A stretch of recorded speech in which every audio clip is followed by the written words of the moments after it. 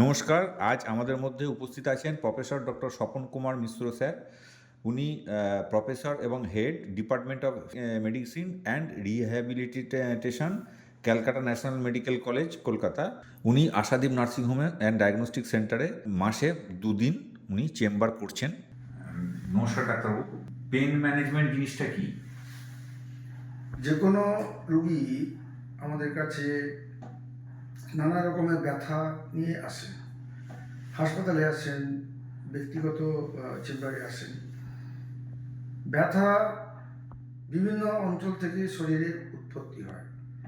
ব্যথা যে কোনো রুগীর সব থেকে কমন খুব ফ্রিকুয়েন্ট একটা উপসর্গ বা সিমটম।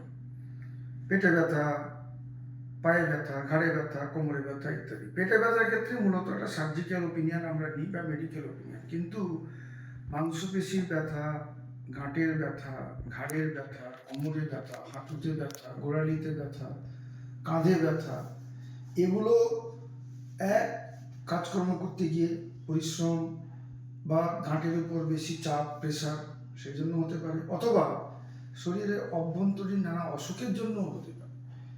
সে অসুখগুলো ইমিউন সিস্টেমের জন্য হতে পারে, ইনফ্লামেশন বা প্রদাহের জন্য হতে পারে, বা অন্যান্য ইনফেকশন ইত্যাদি কারণেও হতে পারে। তো এই সবগুলোকে ভিন্ন ভিন্নভাবে দেখা এবং তার যথাযথ চিকিৎসা পদ্ধতি অনুসারে করা, এটা ব্যথা সংক্রান্ত চিকিৎসা যারা করেন ব্যথাকে কেন্দ্র করে, সেখানে ঔষধ ইত্যাদি আছে, কিছু ঔষধ ছাড়াও উপায় পদ্ধতি আছে, এবং অন্যান্য কিছু ছোটোখাটো অপারেশনও আছে যেগুলোতে করা যায়, অপারেশন ছাড়াও হয়।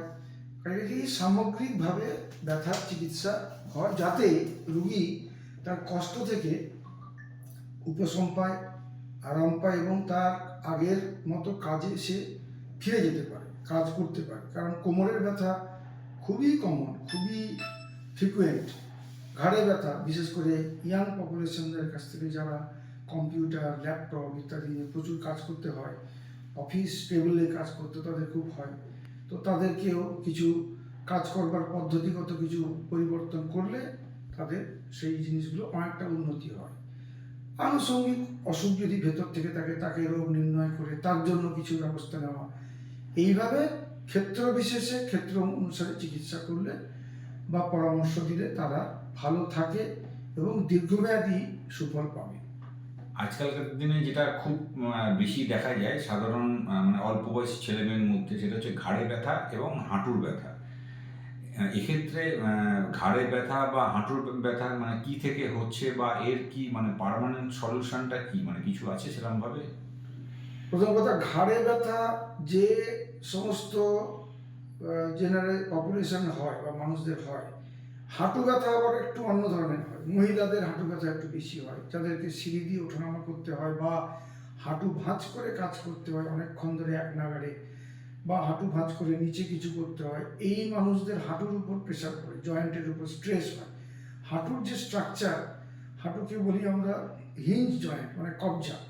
তো কবজার উপর প্রেশার পড়লে ভেতরে ড্যামেজ হবে, ক্ষয় হবে ইত্যাদি প্রভৃতি আছে। আর ঘাড়ে ব্যথার আবার কি, স্পাইন, সিদ্ধানার অংশ, সেটা আবার ঘাড়ের উপর যদি প্রেশার পড়ে, যেটা বললাম একটু আগে, যে কম্পিউটার সংক্রান্ত একটানা কাজ বা লেখা, ঘাড় বেঁকিয়ে লিখে কাজ করা, টেবিলে বসে কাজ করা, তাদের ক্ষেত্রে ঘাড়ের উপর প্রেশার পড়ে, ঘাড়ে ড্যামেজ হয়। তেমনি সেখান থেকে, যেটাকে আমরা খুব কমনলি বলি সার্ভাইকাল স্পন্ডাইলোসিস, ডিজেনারেশন বা ক্ষয়, তাদের ক্ষেত্রে ঘাড়ের উপর প্রেশার থেকে একটা ধরনের ব্যথা, এবং তার একটা অংশ আবার, যেহেতু ঘাড়ের ভিতর দিয়ে কিছু নার্ভ বাইরে বেরোয়, সেখানে লোকাল প্রেশার থেকে সেই ব্যথাটা হাতের দিকে ছড়িয়ে পড়ে ইত্যাদি প্রভৃতি অনুভূতি, হাত ঝিনঝিন করা, হাত অবশ লাগা, অস্বস্তি হওয়া ইত্যাদি প্রভৃতি হয়।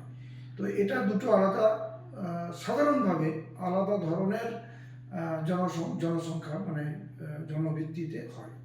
ইয়াংদের ঘাড়ে ব্যথা বেশি হয়, মহিলাদের বা একটু বয়স্কদের হাঁটু ব্যথা একটু বেশি হয় সাধারণভাবে, তাতে ব্যতিক্রম থাকতে পারে। ডাক্তারবাবু, রঘুনাথগঞ্জে আপনাকে কোথায় পাওয়া যেতে পারে?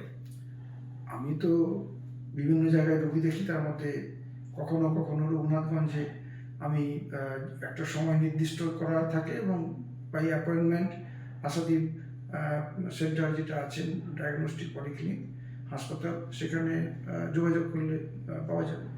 ধন্যবাদ ডাক্তার।